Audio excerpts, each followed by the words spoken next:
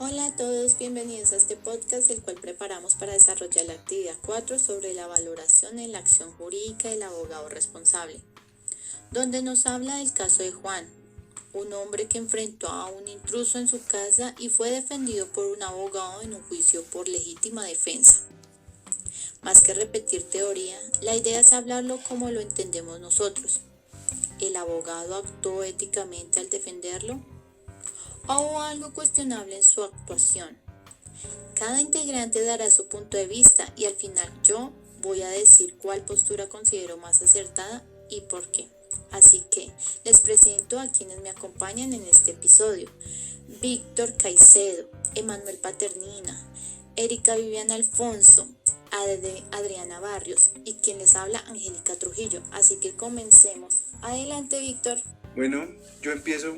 Para mí, el abogado se actuó éticamente, o sea, su labor es defender a su cliente dentro del marco legal. Y en ese caso, él presenta pruebas reales. El testimonio de Juan, el ingreso ilegal del intruso y el miedo razonable que sintió al ver a su familia en riesgo. Además, no se inventó nada ni exageró hechos, simplemente mostró lo que evidenció la investigación. Y si la ley reconoce la legítima defensa, pues el abogado está cumpliendo su papel, explicando por qué el cliente actuó de esa manera. Puesto que para sacar libre a su cliente, el abogado está demostrándole al juez que esa persona tuvo la necesidad de usar su fuerza y su condición para poder defender su integridad y la de su familia. Puesto que, pongámonos a ver, cualquier persona haría lo mismo, por ese mismo instinto de preservación, tanto de su familia como de sí misma. Entonces, por ende, el juez, ante su dictamen, tiene que, primero que todo, reflexionar y diría yo, a manera de jurisprudencia, si se podría llamar,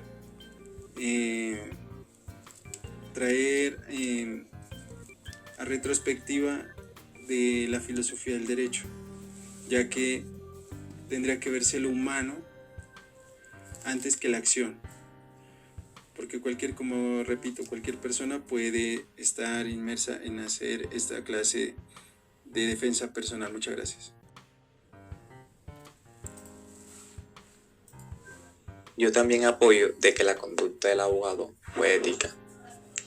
Primero, la defensa técnica fue adecuada, presentó evidencia válida, coherente y respaldada por la investigación policial, cumplió con su deber profesional de proteger los derechos de su cliente, actuó conforme a la ley, demostró que existían los elementos esenciales de la legítima defensa y hubo necesidad de la defensa y proporcionalidad.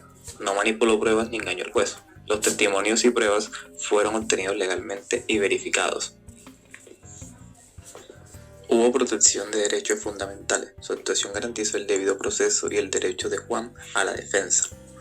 También estuvo una conducta respetuosa y transparente. La narración no presentó ninguna acción irregular o contraria al código disciplinario del abogado. La actuación del abogado José fue plenamente ética porque se mantuvo dentro de los principios esenciales de la profesión jurídica: respeto por la verdad, defensa técnica y compromiso con el debido proceso. Su intervención se basó en pruebas legítimas, testimonios verificables y argumentos jurídicos sólidos que permitían demostrar la existencia de la legítima defensa. No manipuló ni tergiversó la información.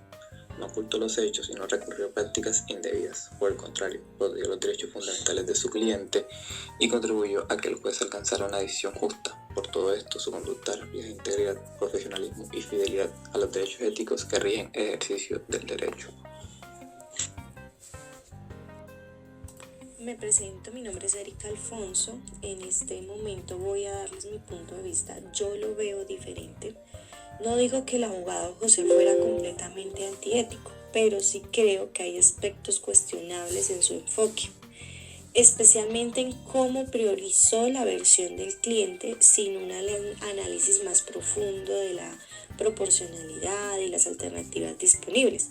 Un ejemplo, en casos de legítima defensa como este, donde Juan neutralizó al intruso, los abogados a menudo se enfocan demasiado en fortalecer solo la narrativa del defendido, resaltando la amenaza para justificar la absolución, sin explorar realmente si la reacción fue estrictamente necesaria o razonable. En otras palabras, tal vez el abogado pudo haber profundizado más en si Juan tenía alternativas que no implicaran llegar a este punto. Eso para mí generan dudas éticas. Muchas gracias. Soy Adriana Barrio Fernández, estudiante de Derecho de la Corporación Universitaria Iberoamericana. Bueno, en el caso de Juan, el abogado José no actuó éticamente porque su defensa se centró solo en ganar el proceso sin garantizar la verdad completamente de los hechos. No evaluó ni cuestionó si Juan pudo exceder realmente la fuerza necesaria y asumió la proporcionalidad sin análisis críticos. Esto vulnera el principio de veracidad y el deber ético de reflexionar sobre el impacto social de sus argumentos. Además, al no poner límites claros en su discurso, pudo normalizar la justicia por mano propia, afectando la confianza de la profesión jurídica. Por lo tanto, su actuación fue legalmente válida, pero ética y socialmente insuficiente. Gracias. Bueno, después de escuchar a mis compañeros, quiero compartir mi conclusión. Yo me inclino más por la postura de que la conducta del abogado sí fue ética. Y lo digo porque su actuación estuvo basada en hechos comprobados y no en suposiciones. No actuó por emoción ni por quedar bien con el cliente. Actuó apoyándose en pruebas, testimonios y el contexto real del peligro que vivió Juan. Creo que la ética del abogado se demuestra cuando hay responsabilidad y claridad de forma como presenta un caso. Y en este, él no distorsionó la información ni omitió nada relevante. Para mí, su labor fue garantizar que Juan no fuera juzgado sin tener en cuenta que actuó bajo amenaza. Eso no solo es legalmente correcto, sino también éticamente responsable. Así que, entre las dos posturas, me quedo con la que sostiene el abogado, si actuó éticamente. Muchas gracias. Listo, compañeros, con esto cerramos nuestro episodio.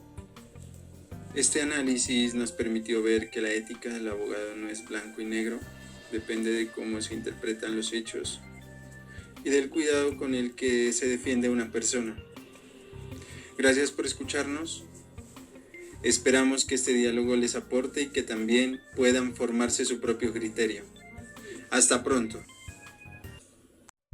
Y finalmente les compartimos un video corto que explica la legítima defensa para complementar lo que hablamos en el episodio. Espero que les guste. La legítima defensa figura esta que nos exonera de responsabilidad penal cuando se obre con la necesidad de defender un derecho propio o ajeno frente a la injusta agresión actual o inminente, siempre que la defensa sea proporcional a la agresión. Pero ¿cómo saber en qué momentos debemos o tenemos derecho a la legítima defensa en Colombia?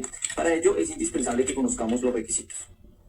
Como primer requisito encontramos la necesidad de la defensa. Esta nace cuando estamos frente a un ataque inminente, real e inequívoco, y no hay otra opción diferente a la de defenderse. Por eso es que se habla de la necesidad de la defensa. Tenemos que verificar que no hay otro medio necesario o idóneo para salvaguardar esa integridad o ese bien jurídicamente tutelado, como es la vida, la integridad personal, el patrimonio o derechos estos que están protegidos en el Código Penal colombiano.